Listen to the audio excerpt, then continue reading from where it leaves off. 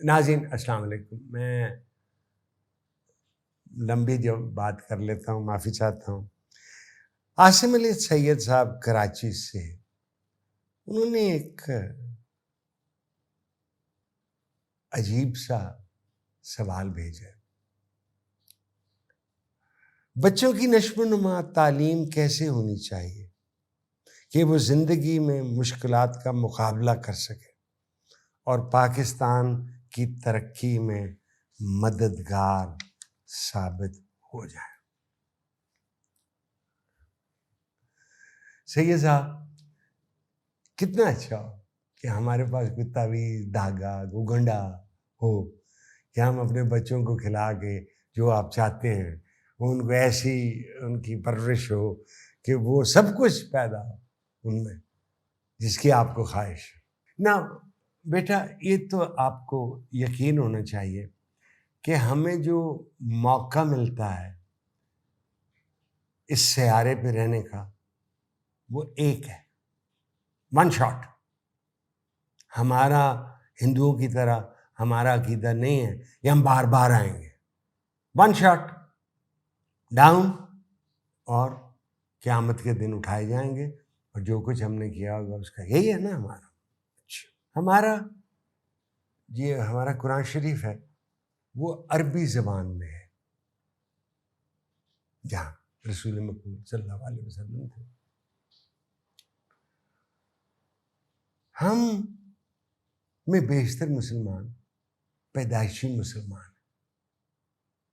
ये नहीं कि हमने मज़ाहिब पढ़े और हम यहाँ हम काफ़िर थे जैसे वहाँ के थे और फिर हमने इस्लाम को। हम में से अक्सर बल्कि पेशतर अरबी ज़बान नहीं समझते। हम कुरान शरीफ के साथ क्या करते हैं, एक मोटे हरे कपड़े में लपेट के उसका ऊंचा रख देते, उसकी तरफ पाँव नहीं करने, वजह नहीं पैर चले जाए, कुरान शरीफ की बेइज्जती होगी। पढ़ना नहीं, समझना नहीं। कुरान शरीफ के तर्जुमे भी लिखे गए, तफसीरें भी लिखी गई। अब हमें नहीं पता, मुझे नहीं पता कि कौन सी तफसीर मैं आपको कहूँ कि आप वो पढ़ें तो आपको कुरान शरीफ के मानी ज़्यादा बेहतर समझ आएंगे।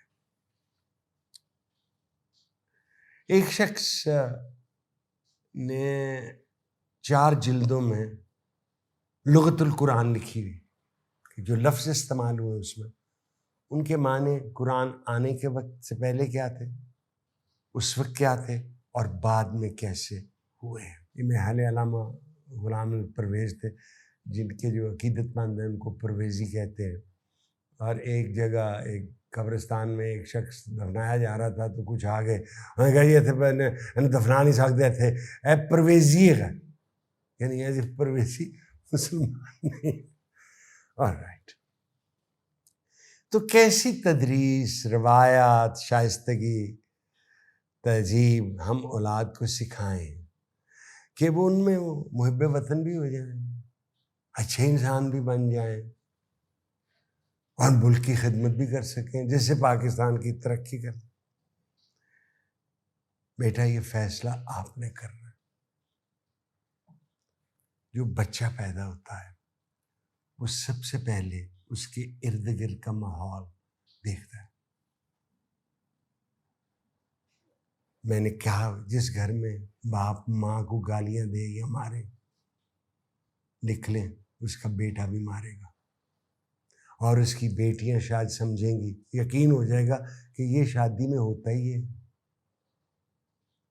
तो आपका पहला काम है ये कि स्कूलों में जाके हमारी तदरीस हो रही नहीं, तालीम होती।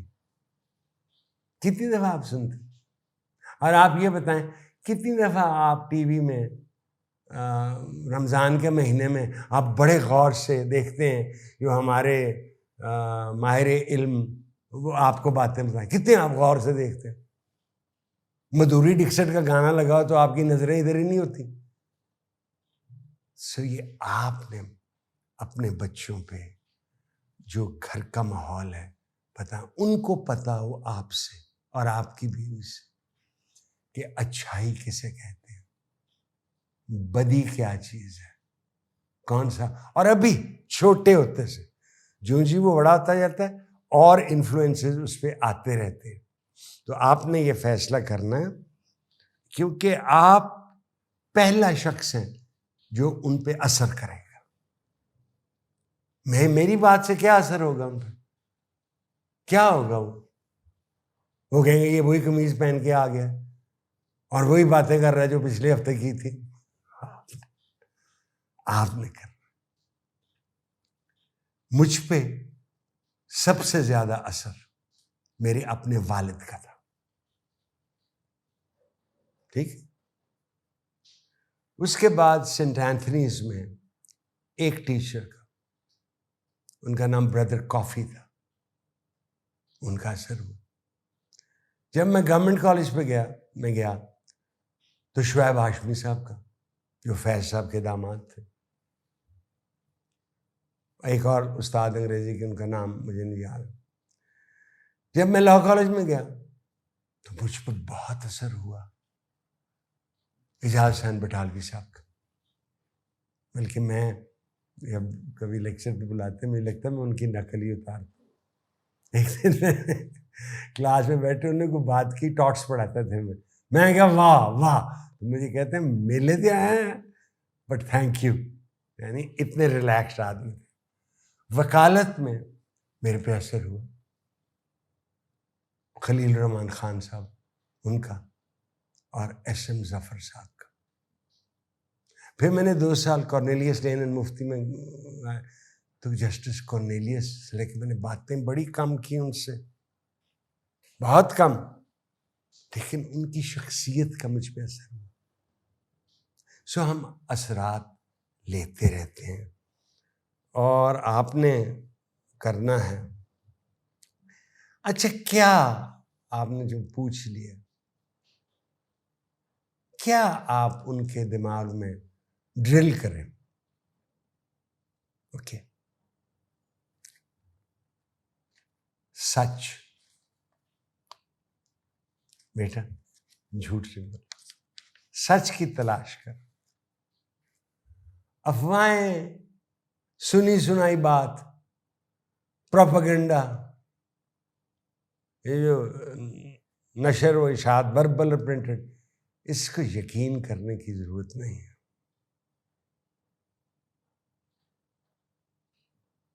पैशन होता है जोश, जोश और जज्बा। इसमें CUM लगा दे, कंपैशन।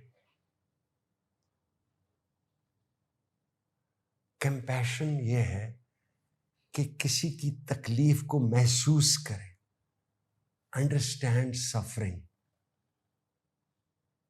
तो आप में, आपके अंदर से और चीजें निकलेंगी। किसी को हकीर ना समझे जात पात की वजह से। यहाँ जो कारोबार कर रहा है, और ये है वो, ये तो जूतियां सीता है, ये तो कपड़े धो, ना ना ना, तेल निकालता है, तेली है, ना ना ना। ज़हन में इंसानी बराबरी रखे। ये ठीक है कि बराबरी में किसी लोगों के साथ पैसे ज़्यादा होते हैं, और ये पैसों के मामले में जितना सेल्फिशनेस, ग्रीड इंसान में है, किसी और मैमल में नहीं है। हम में अनलिमिटेड है। आपने कभी देखा है कि शेर 10-12 हिरन मार रहा है? और आपको पता है, आप ये एनिमल प्लैनेट आप भी देखें कि जब शेर ने खा लिया होता है या बाकी जानवर ने खा लिया होता है तो वो फिरते हैं बीच में, उनको पता होता है इन्होंने खा लिया। नस्ल परस्ती से परहेज करें, बिल्कुल परहेज करें। आपको पता है कि मक्काइट की आयत में कहा था, ये आपको अपना मजहब, हमें हमारा मजहब, आप करें जो करना चाहते। कोई चर्च जाता है, जाने दे ना यार, आपने ठेका लिया हुआ, मंदिर जाए, जान दे ना, नवरन। तासुब न रखें, जिसे बिगेटरी कहते हैं अंग्रेजी, इससे निकलें और इंसाफ करें। जस्ट एक वासिफ अली वासिफ का शेर है कि तुम अपनी जात के साथ इंसाफ नहीं करोगे तो किसी और के साथ क्या करोगे? इंसाफ करें, बी फेयर, गरूर न करें। क्या है यार ऑफर में? 7 बिलियन लोग हैं, 27 करोड़ तकरीबन हम इस मुल्क में। किस बात पे आपकी गर्दन अकड़ी हुई है? किस बात पे? 2 कॉम्प्लेक्सेस होते हैं, सुपीरियरिटी कॉम्प्लेक्स और इंफीरियरिटी कॉम्प्लेक्स। कमतर भी ना समझे और ये भी ना समझे मैं बहुत आला, अल्लाह ताला ने मुझे ख़ास तौर पे छुट्टियों में बनाया। मैं और भी इसी सवाल, आपने जो सवाल किए हैं, और भी जवाब देना चाहता हूँ, क्योंकि लंबे हैं जवाब, लेकिन ये नश्व-नुमा और अगली नस्ल की बात है तो मैं लंबी बात करना चाहता हूँ, लेकिन अगले हफ्ते यहीं से ख़त्म कर रहा, यहीं से जारी रखो।